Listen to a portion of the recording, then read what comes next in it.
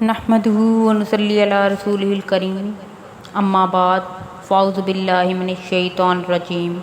بسم اللہ الرحمن الرحیم۔ آج کا ہمارا موضوع گفتگو ہے عظمت اولیاء۔ الا ان اولیاء اللہ لا خوف علیہم ولا هم یحزنون۔ سن لو، بے شک اللہ کے دوست، ان پر نہ کوئی خوف ہے اور نہ وہ غمگین ہوں گے۔ یہ سحر جو کبھی فردا ہے کبھی ہے امروز، یہ سحر جو کبھی فردا ہے کبھی ہے امروز، نہیں معلوم کہ ہوتی ہے کہاں سے پیدا۔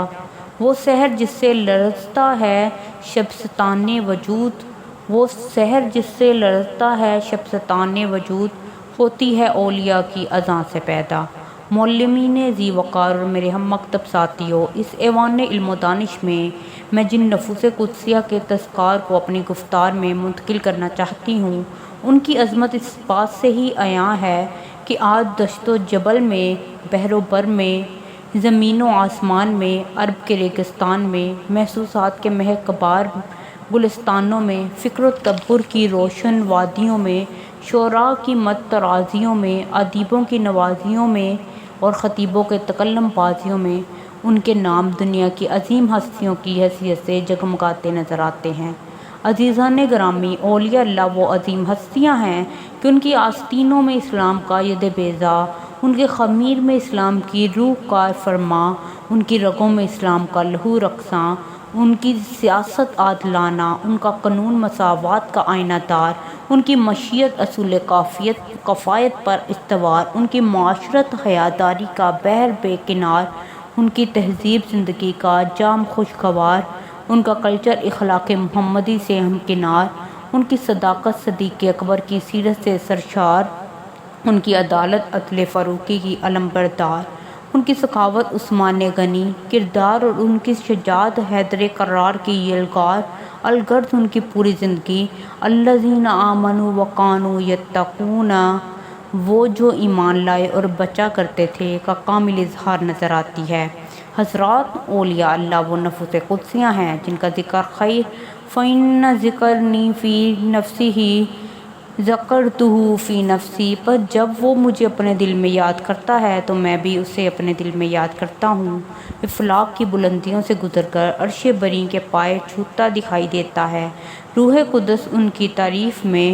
ان اللہ یحب فلانا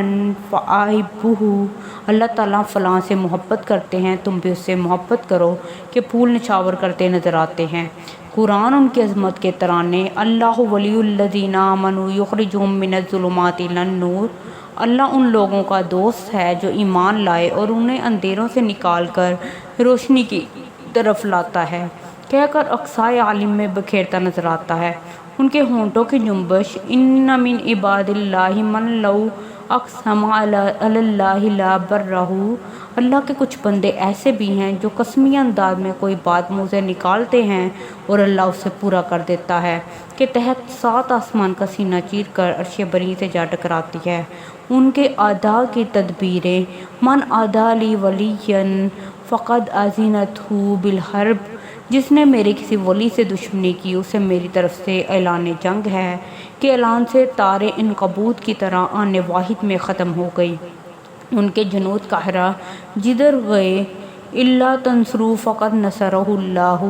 اگر تم اس کی مدد نہ کرو تو بلا شبہ اللہ نے اس کی مدد کی، کہ تحت نصرت ان کے قدم چومنے خود آگے بڑھی۔ ان کی نگاہیں جدھر اٹھی کائنات مسخر ہوتی چلی گئی، پھر روئے زمین پہ اسے مقبول بنا دیا جاتا ہے، کہ تحت دنیا ان کے قدموں پہ نثار ہونے کے لیے کھنچ چلی آتی ہے۔ یا ربی اجلی من عبادک الازواجا کی درخواست سے حوران بحث ان کے دیدار میں بےتاب نظر آتی ہیں۔ صحبت صالح تیرا صالح کند،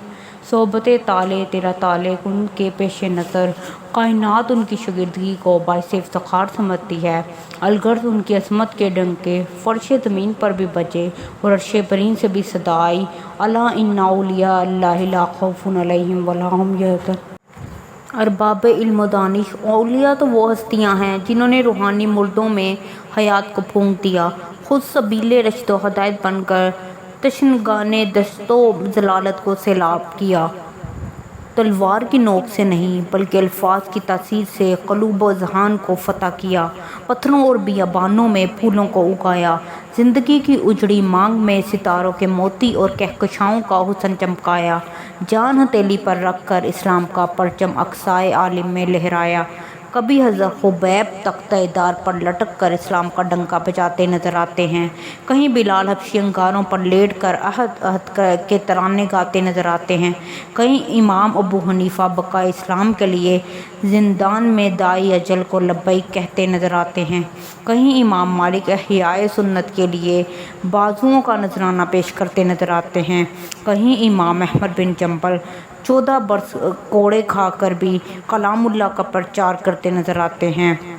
حضرات، اگر کوئی نظر بصیرت سے دیکھے تو پھولوں کی مہک جیسی ان کی خوشبو، بلبل کی چمک جیسے ان کے نغمے، گلوں کی شادابی جیسا ان کا ترنم، چاند کی کرنوں جیسا ان کا حسن، کوثر کی ہیبت جیسا ان کا جلال، چیتے کے جگر جیسی ان کی شجاعت، شفق کی سرخی جیسا ان کا لہو، ہوا کے فراٹوں جیسی ان کی یلغار، فضا کے سناٹوں جیسا ان کا سقوط، دریا کی طغیانی جیسی ان کی جولانی اور سمندر کی لہروں جیسی ان کی جوانی نمایاں نظر آتی ہے۔ زندگیاں ختم ہوئیں قلم داں ٹوٹ گئے،